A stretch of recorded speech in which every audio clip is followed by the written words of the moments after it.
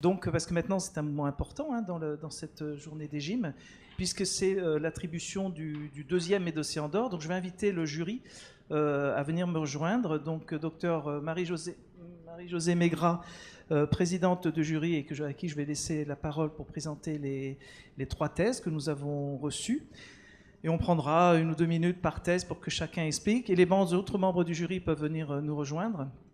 Je vous rappelle qu'il y a 3 personnes de Médocéan, généralistes, et puis on voulait ouvrir aussi à quelqu'un, un hospitalier. Ça me paraît important que ce ne soit pas que nous qui nous auto-satisfassions des jurys de thèse.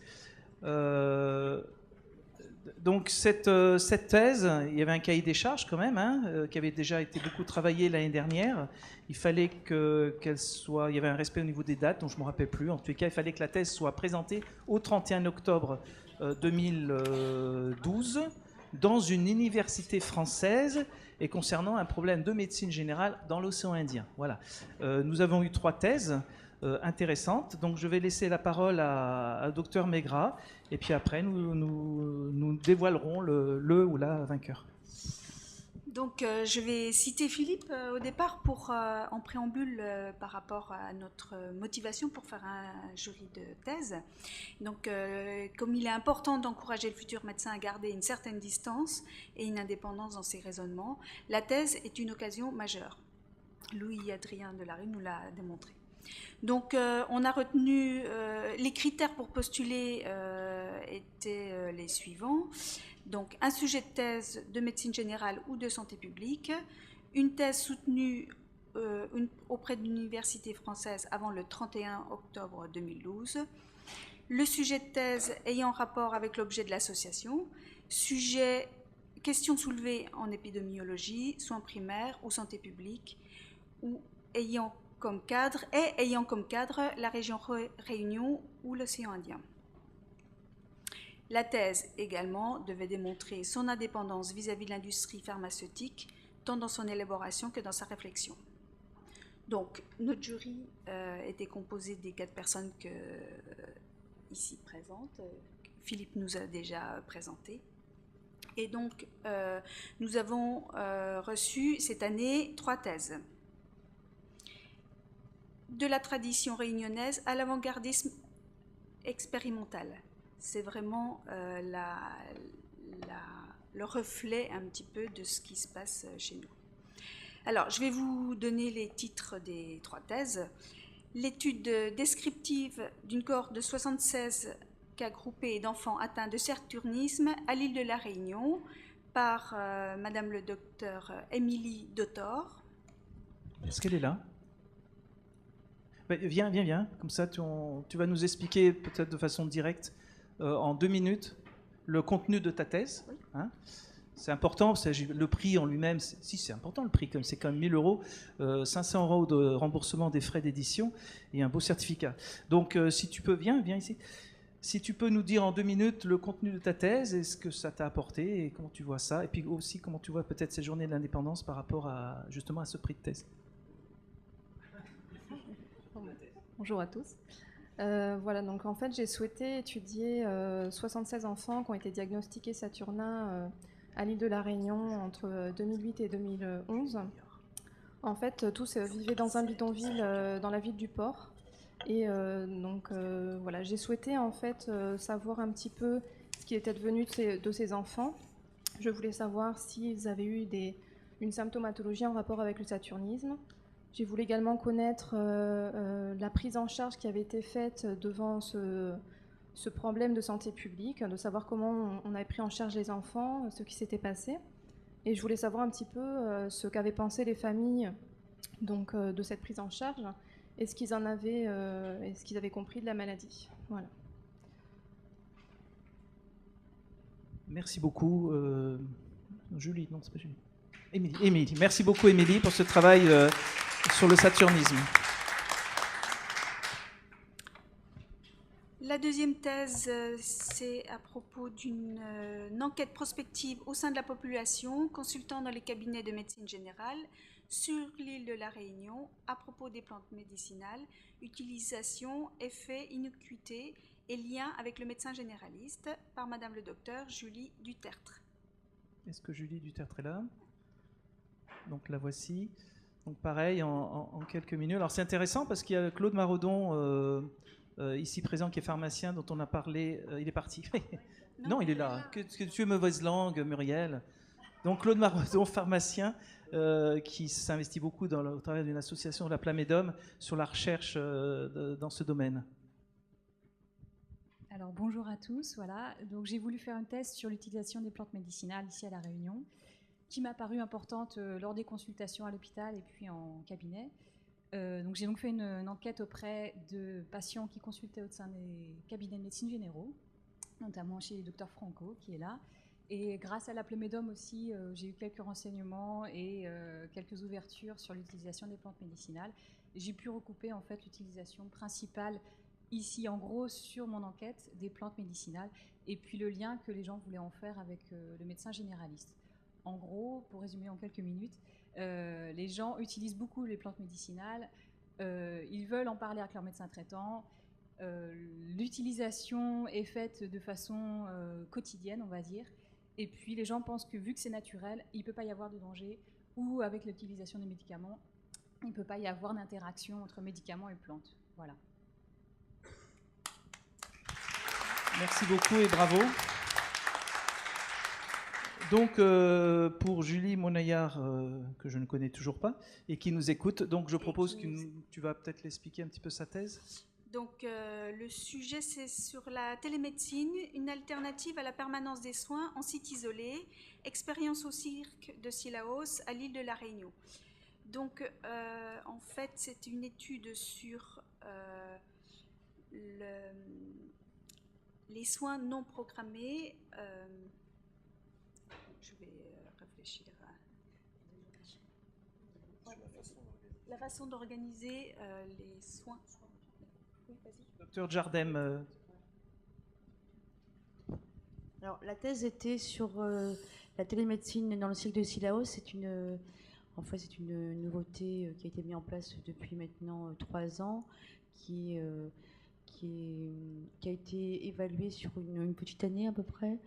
9 oui, mois, une année. Oui. Donc en fait, c'est comment les gens qui vivent à Sillaos, qui est un cirque qui est complètement isolé, avec une faible densité de médecins, puisqu'il y a très peu de médecins généralistes, comment les patients qui sont ces personnes qui vivent dans les cirques de Sillaos peuvent accéder aux médecins, et en l'absence de médecins, comment va intervenir la télémédecine, à savoir que dans les horaires de la permanence de soins, les patients n'ont aucun accès à aucun médecin généraliste et ils sont soit amenés par les pompiers vers l'hôpital de Sillaos le soir, ou soit par une ambulance privée amenés à l'hôpital de Saint-Pierre, en sachant que les pompiers ne peuvent pas sortir du cirque. Donc à partir du moment où il y a un appel au 15, soit les personnes vont à l'hôpital via une ambulance, ou les pompiers, soit ils vont directement à l'hôpital de Saint-Pierre. Et pour les personnes qui vont à l'hôpital de Sillaos, il y a un travail qui est fait, un bilan qui est fait par une infirmière qui a été formée aux aides d'urgence et a donné un bilan, on va dire, des fonctions vitales via un système de télémédecine au centre 15, où là, on va pouvoir prescrire par téléphone, le médecin régulateur pourra prescrire par téléphone soit un traitement, soit une surveillance, soit un traitement, puis transfert vers l'hôpital. Ça va comme résumé ? Oui, tout à fait, merci. Merci, docteur Jardem. Je précise que docteur Jardem est régulatrice au 15 depuis des années, smuriste, même si elle se concentre maintenant sur les personnes âgées, mais c'est une des piliers du SAMU pendant 20-30 ans, et donc particulièrement active, et probablement dans la création et la mise en place de ce service de télémédecine. J'invite le professeur Arrosso à venir nous rejoindre, puisque le moment décisif approche. Docteur Marie-Josée Maigrat va donc lui remettre une enveloppe. Dans cette enveloppe, il y a le nom de l'heureux ou l'heureuse élue.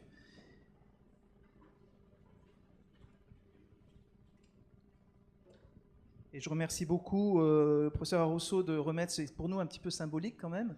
Quand je lui ai posé la question, et je ne voulais pas lui poser la question avant, j'avais peur qu'il refuse. Mais là, on a fait une réunion de filage hier, et puis vous n'aviez pas le choix, quoi, hein. Merci encore. Donc, on a décerné 2 prix de thèse. Habituellement, à la cérémonie des Césars, il y en a un qui ouvre et l'autre qui... Oui, J'ai besoin de vous, quoi.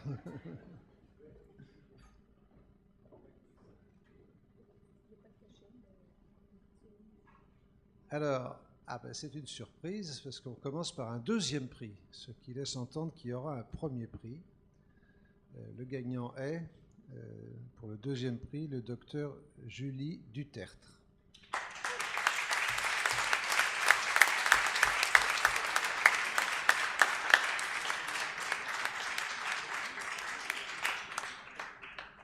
Alors donc je suppose qu'il y a...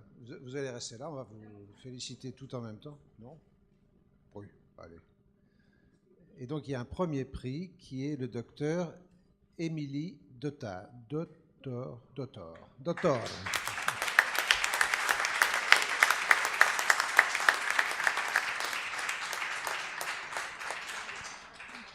Peut-être juste un petit mot avant de les féliciter. J'ai fait passer de nombreuses thèses dans ma vie universitaire et on va dire de qualité inégale. Et les thèses de médecine, c'est quelquefois une corvée, hein, c'est nécessaire de faire passer ces thèses de médecine.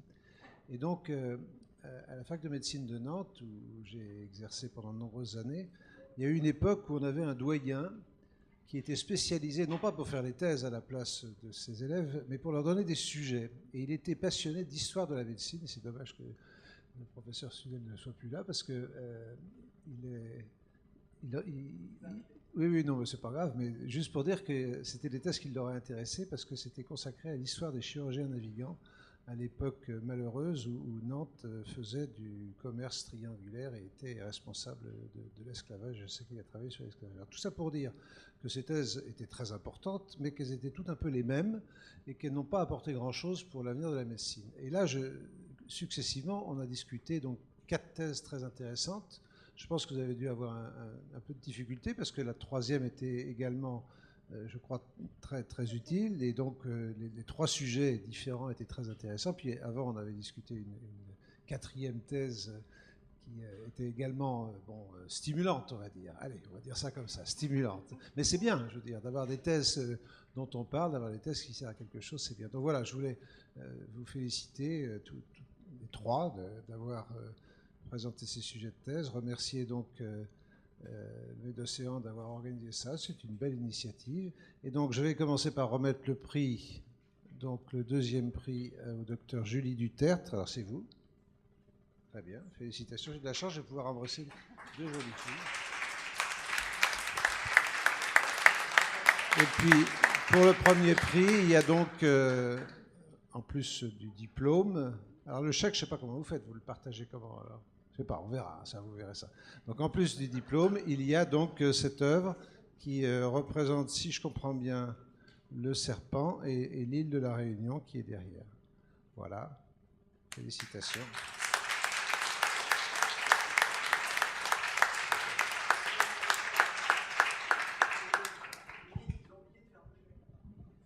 Non, il y a un problème, c'est qu'il n'y a qu'un seul chèque, je suis désolé pour les seconds, un seul chèque de 1 000 € qui ne sera donc pas partagé. Et la sculpture a été faite par monsieur Bernard Emradami, qui devait nous rejoindre pour nous expliquer un peu la conception de cette sculpture qui mélange roche, qu'est-ce qu'il m'a dit, roche et... Je ne sais plus.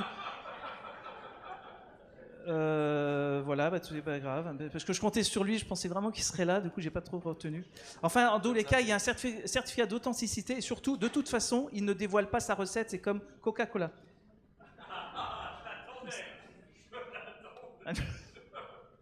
Voilà, donc bravo.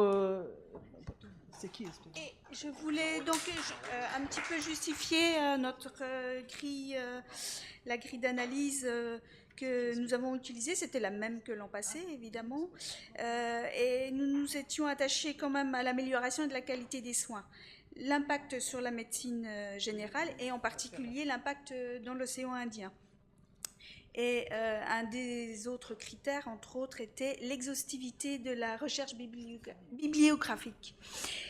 Les débats entre nous ont été quand même intenses, nourris, mais toujours dans la convivialité. Les points forts que nous avions retenus pour la thèse de Émilie, c'était un sujet de santé publique et nous nous sommes aussi attachés sur la qualité du travail de recherche. La rencontre avec les familles et les enfants atteints de saturnisme, ainsi que le travail pédagogique auprès des familles qu'elle a réalisé au décours de sa thèse. Le sujet sur les plantes médicinales, c'est une tradition effectivement vivace à La Réunion. L'utilisation des herbases et des tisanes fait partie de notre quotidien. Et c'était important d'en parler et de faire une thèse. On avait beaucoup apprécié ce point de vue. Et le troisième sujet nous fait réfléchir quand même sur l'évolution de nos pratiques médicales, l'adaptation aux conditions particulières. Peut-on soigner sans le médecin, ou dans certains cas, l'évolution avec les techniques pour permettre de faire un diagnostic plus rapide ou d'éviter des secours trop lourds qui ne seraient pas justifiés. Merci beaucoup aux candidats et candidates. Merci beaucoup au jury. Merci Madame la Présidente. C'est pas forcément très facile de lire des thèses comme ça, plusieurs dizaines et parfois centaines de pages. Ce n'est pas terminé. Alors, puisque nous, on est aussi dans les cadeaux, alors je voudrais faire venir une personne qui a fait le déplacement juste pour cette journée d'indépendance médicale. Donc, j'appelle le docteur Philippe Foucras à venir réceptionner ce petit cadeau. Oui, c'est toi. Pourquoi Philippe Foucras? Parce que je pense que c'est le moteur de beaucoup d'entre nous, même si Médocéan a été créé quand même avant le Formandep. Néanmoins, tu as été le moteur. Et pourquoi on donne un cadeau? Tout simplement parce que Philippe Foucras n'est plus président du Formandep parce que c'est fatigant de se battre et qu'il a souhaité avoir de la relève. Et tout le monde te remercie, Philippe, non seulement d'être venu, mais vraiment, tu fais un boulot absolument incroyable.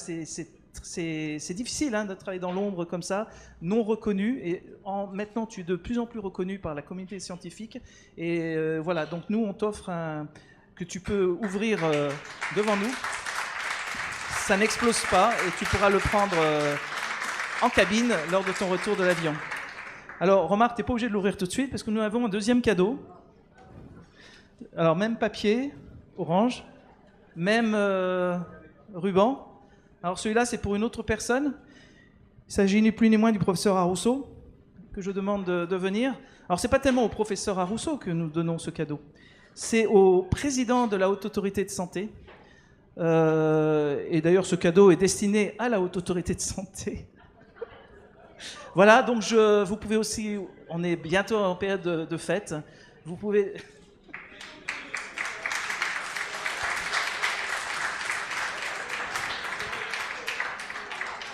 Donc je vous laisse ouvrir ce petit cadeau qui sont un petit peu symboliques. Comment ? Et puis en attendant qu'ils ouvrent et qu'on voit leur réaction en direct, nous aurons pour terminer une vidéo faite par Marc Zafran. Marc Zafran, ça vous dit rien, c'est normal, c'est un nom. Le nom d'emprunt, c'est Marc Vinclair. Martin Vinclair. Une vidéo qui va servir un peu de conclusion. Ne vous battez pas. Déjà, on a cru que vous alliez vous paxer tout à l'heure.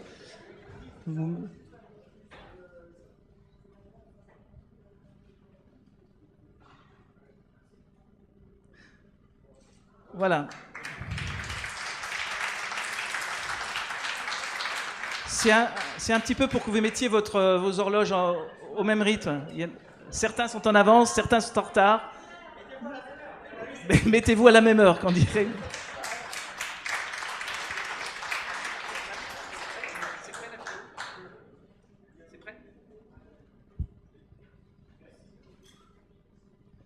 Voilà, donc merci à tous les deux d'avoir accepté le risque de venir ensemble. Merci à tous les orateurs. Encore une fois, c'est pas fini. Donc nous allons regarder une vidéo que nous a fait Marc Vinclair spécialement pour cet événement, d'une dizaine de minutes. C'est une certaine reconnaissance. Marc Vinclair, c'est pas n'importe qui, c'est quelqu'un qui est très connu. Il va se présenter lui-même. On peut démarrer la vidéo. Bonjour, je m'appelle Marc Zafran, je suis médecin généraliste et je suis aussi écrivain sous le pseudonyme de Martin Vinclair. On va remettre au début pour régler le son. Marc Winkler a écrit un certain nombre d'ouvrages, dont le plus connu, c'est La maladie de Saxe, qui a été mis en image ensuite dans un film. Et il a également un site. Comme Ouais. vacataire au On centre va de remettre au début planification cette vidéo. de l'hôpital du Mans. Bonjour, je m'appelle Marc Zaffran, je suis médecin généraliste et je suis aussi écrivain sous le pseudonyme de Martin Winkler. J'ai été médecin de famille en France entre 1983 et 2008. J'ai d'abord pratiqué à la campagne, en cabinet privé, et puis j'ai exercé à l'hôpital comme vacataire au centre de planification et au centre d'IVG de l'hôpital du Mans jusqu'en 2008. J'ai eu la chance de pouvoir acquérir une sorte de formation indépendante au sujet du médicament et de l'industrie, des industriels de la santé. Une information scientifiquement indépendante en travaillant à la revue Prescrire entre 1983 et 1989. Je n'avais pas de formation de pharmacologie, mais un certain nombre des membres de Prescrire en avaient une, eux, et en faisant travailler, en faisant lire, en faisant écrire les membres de la revue, ils ont permis à un très grand nombre d'entre nous de se former en particulier à l'esprit critique, et d'acquérir un savoir croissant sur le monde de la santé, sur la fabrication des médicaments et leur commercialisation, sur les examens complémentaires, sur un certain nombre de choses.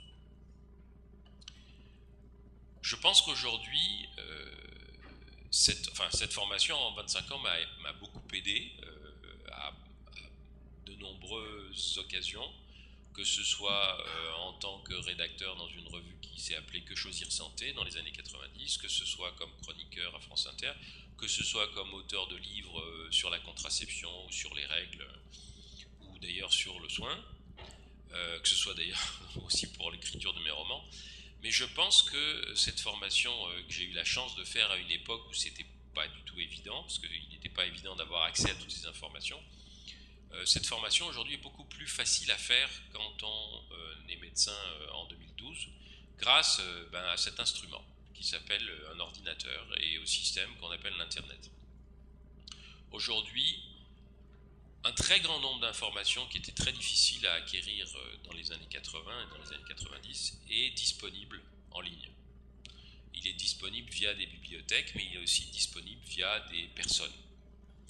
Et si j'avais un conseil à donner aux praticiens pour devenir indépendants intellectuellement et se maintenir dans l'indépendance, c'est de faire 3 choses. La première, c'est de faire une chose que j'ai faite moi-même il y a 30 ans, c'est que j'ai refusé de voir les visiteurs médicaux, et j'ai refusé de lire les revues qui étaient sponsorisées par l'industrie, c'est-à-dire toutes les revues qui contenaient de la publicité industrielle.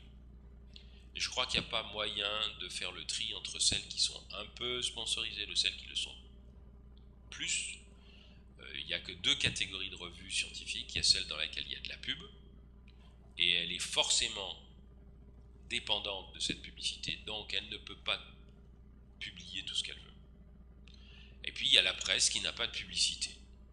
Et celle-là, on peut penser qu'effectivement, elle a une grande indépendance par rapport aux industriels.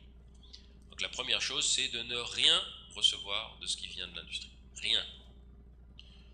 Pas une revue, pas un cadeau, pas un livre, pas une invitation, pas un congrès. Rien. La deuxième chose, c'est, si c'est possible, parce que ça dépend des gens, ça dépend du temps, c'est de lire le plus possible les publications indépendantes. Les publications indépendantes, il y en a donc de 2 sortes. Il y a les revues françaises ou francophones, et je recommande vivement à tous ceux qui ne le sont pas de s'abonner à la revue Prescrire et de s'y abonner à la forme électronique, parce que ce sera beaucoup plus facile et beaucoup plus pratique. Parce qu'ils auront accès absolument à toute la base de données de Prescrire depuis 30 ans, depuis 33 ans, ce qui est quand même pas rien. Deuxièmement, de s'abonner à d'autres revues francophones ou à des sites francophones, comme par exemple un certain nombre de revues ou de sites québécois Il y en a qui sont indépendants et qui n'ont pas de publicité, et il y en a beaucoup qui publient des choses en français. Et troisièmement, de se fédérer. Je conseillerais aux médecins généralistes, à tous les médecins généralistes, que ce soit ceux de la Réunion, que ce soit ceux de toute la France, de se fédérer en un réseau d'informations scientifiques qui ne publierait et ne diffuserait que des informations scientifiques concernant la médecine générale, sous la forme d'un blog, d'un site internet, c'est très facile à faire, ou d'une feuille de chou de 4 pages PDF qu'on peut, si on veut, imprimer ou ne pas imprimer et lire sur sa tablette ou sur son ordinateur, qui serait publiée, mettons, tous les 15 jours ou tous les mois, dans laquelle il y aurait des informations très courtes, pertinentes par rapport à l'exercice de la médecine, en particulier sur le médicament ou sur les thérapeutiques ou sur les tests diagnostiques. Faire l'état des débats. Faut-il ou non dépister le cancer de la prostate?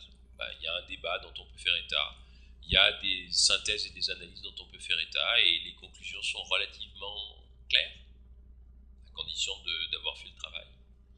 Pour se fédérer et faire une chose comme ça, il faut que, mettons, une dizaine de personnes soient volontaires pour ramasser l'information, la synthétiser, la mettre en ligne, et que par exemple tous les autres cotisent pour que ça paye les frais de ces 10 personnes qui vont faire le travail. Et puis ça peut tourner, on n'est pas obligé de faire une structure qui est une structure lourde, administrative, comme une vraie revue.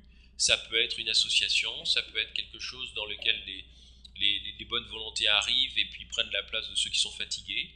L'idéal étant que l'état d'esprit soit le même pour tout le monde. Alors donc ça nécessite de faire une sorte de petite charte au départ de qu'est-ce qu'on fait pas, à quoi ça sert, pourquoi on le fait, qui peut participer. Et je crois que la vertu de ce type de système, qui serait un système informel, qui ne demande pas beaucoup d'investissement en argent, vraiment peu maintenant, qui ne demande pas non plus beaucoup d'investissement en temps, parce que s'il y a 10, 12, 14, 18, 20 personnes qui donnent 2 heures chaque semaine, ou 2 heures tous les 15 jours, ça fait quand même beaucoup. 2 heures, 20 personnes chaque semaine, ça fait beaucoup.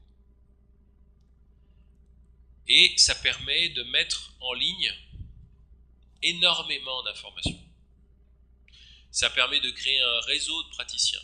Pour vous donner un exemple, moi je reçois très souvent des messages de femmes qui me disent « J'aimerais savoir qui sont les généralistes qui posent des stérilés, parce que je n'ai pas envie de poireauter 6 mois ou 8 mois ou 1 an pour me faire poser un stérilet par un gynécologue.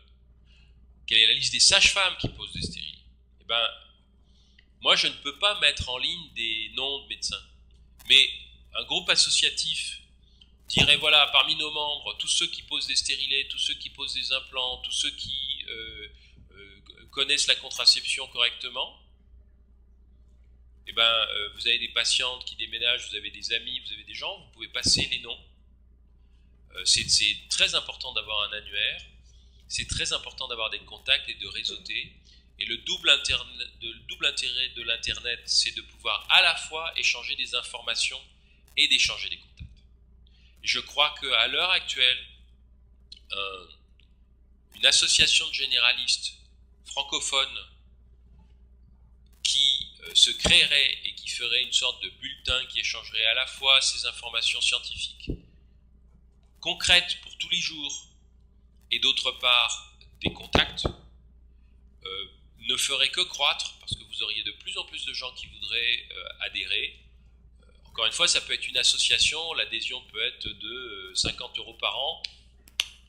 Ça permet d'avoir de l'argent pour faire des choses qui sont nécessaires, pour stocker l'info, pour faire un petit bulletin et payer quelqu'un qui va le mettre en page tout simplement 4 heures par mois.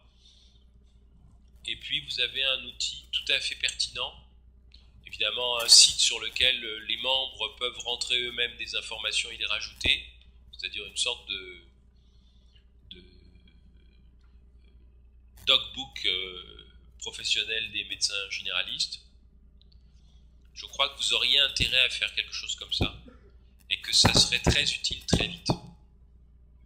Ce serait une manière d'être indépendant parce que ça permet aussi d'attirer l'attention comme le fait Prescrire, mais sur le plan, enfin je veux dire seulement mensuellement, en disant bah tenez, je viens de recevoir la visite de tel collègue qui m'explique que dans tel département il y a telle offensive de l'industrie pour nous faire bouffer ou nous faire prescrire telle ou telle chose, et ça permet de prévenir absolument l'intégralité de la France en très peu de temps. Vous avez un outil entre les mains, il faut vous en servir. Vous êtes finalement assez nombreux et vous êtes éparpillés, mais maintenant cet outil vous permet de converser comme si vous étiez les uns à côté des autres. Et surtout maintenant, il y a énormément d'informations disponibles. Et ce serait dommage de ne pas mettre en œuvre ces 3 éléments pour assurer et pérenniser votre indépendance. Parce que ce qui était possible pour une poignée de bons hommes dans les années 80, quand il n'y avait pas d'Internet, doit être possible pour beaucoup plus de praticiens aujourd'hui, avec cet outil-là. Et voilà, je vous souhaite un bon congrès, je vous remercie de m'avoir donné la parole et de m'avoir accordé quelques minutes d'attention, et je vous souhaite bonne chance à toutes et à tous.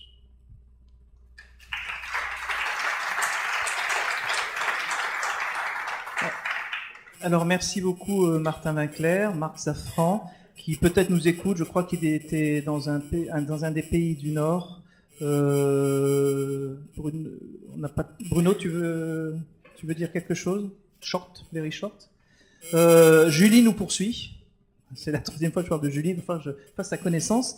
Elle a beaucoup apprécié ton intervention et l'explication de sa thèse, Dr Jardem, puisqu'elle vient de nous le dire via le site. Merci à toi. Donc le micro pour Dr Toussaint. Je vais te le donner.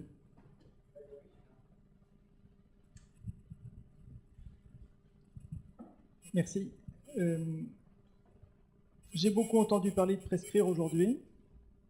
Ça fait beaucoup d'honneur et d'émotion. Et je vous promets que je tâcherai de retransmettre ça à l'ensemble de l'équipe. Donc merci beaucoup. Ensuite, je voulais ajouter 2 petites choses en réaction à ce qu'a dit Marc Safran et puis vous dans l'ensemble dans la journée. Prescrire ne peut pas tout faire. Prescrire tâche de faire le maximum grâce à vous. Et puis les abonnés que vous ne voyez pas. Prescrire ne peut pas tout faire, donc l'idée de Marc elle est sûrement très bonne. Je vais quand même ajouter une chose, parce qu'à prescrire on veut toujours faire un peu mieux, un peu plus, un pas en plus.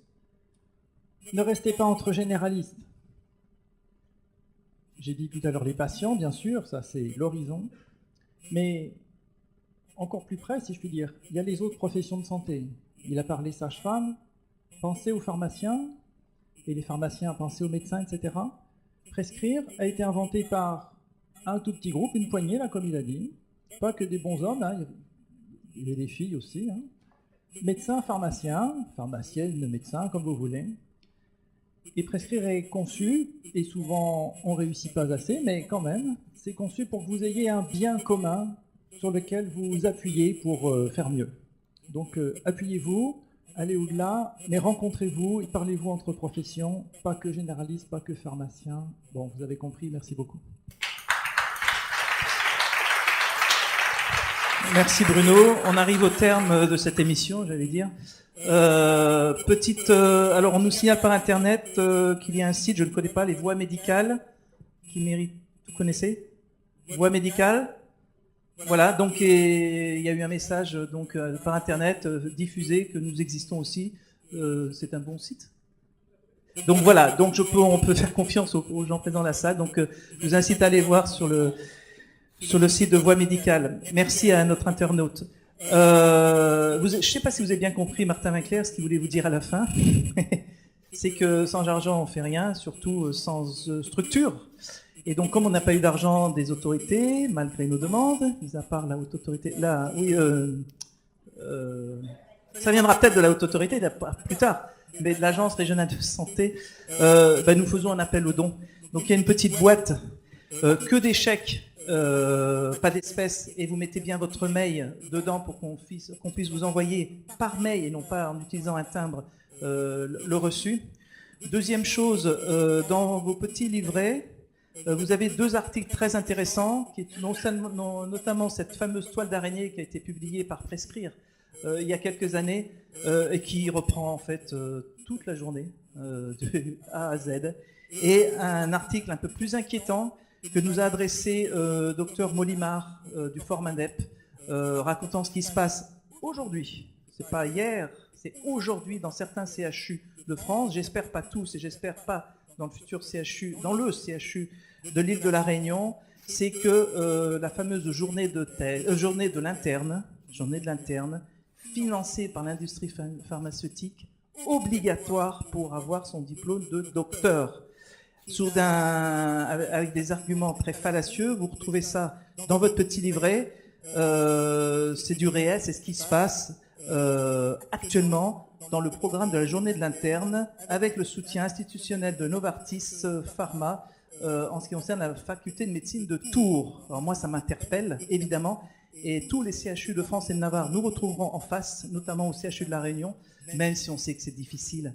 Mais voilà, nous veillerons quand même à limiter cette dépendance par rapport à l'industrie, même si on a bien compris, c'est impossible. Moi, donc voilà, la journée est terminée. Je voudrais vraiment... Je vais remercier tout le monde parce que je suis sûr d'en oublier. Notamment les gens derrière, là, qui ont été dans ce Capharnaüm toute la journée et qui ont donc fait une traduction simultanée, ou plutôt, pas traduction simultanée, traduction de ce qu'on a voulu dire, et qui sera en ligne, en différé à partir de demain, après-demain, je ne sais, ça va dépendre de notre webmaster. Elles sont parties, ben, c'est du propre. Et la version en direct, et ça je parle pour ceux qui viennent de nous rejoindre, les internautes, c'est que la première partie, on a eu des problèmes de connexion, donc vous n'avez pas pu la voir, mais elle sera vue, elle pourra être visible demain ou après-demain en différé, quelques jours, jusqu'au 31 décembre. Et ensuite, on va essayer de faire un 52 minutes reprenant les moments forts du séminaire. Je rappelle au docteur Le Riche qu'il y a une mission de l'ordre au niveau national. Et voilà, moi je vous remercie à vous, je remercie vraiment tous les orateurs. Je sais bien que c'est difficile, on est complètement dans le timing. C'était un challenge, on m'a dit c'est impossible, mais comme je dis à mon cher vice-président, impossible ne fait pas partie de notre dictionnaire médocéanesque. Je remercie tout le monde, et maintenant, grâce à l'île Réunion Tourisme, qui finance, qui nous aide à vous offrir de quoi manger et boire, ben voilà, nous sommes arrivés au fameux cocktail de l'indépendance qui vous est offert à la sortie. Les personnes qui ont besoin d'une attestation de présence sont déjà prêtes, ils viennent la chercher auprès de Stéphane Colombel, notamment les professionnels de santé. Merci à tous, merci à vous, et à la prochaine, j'espère.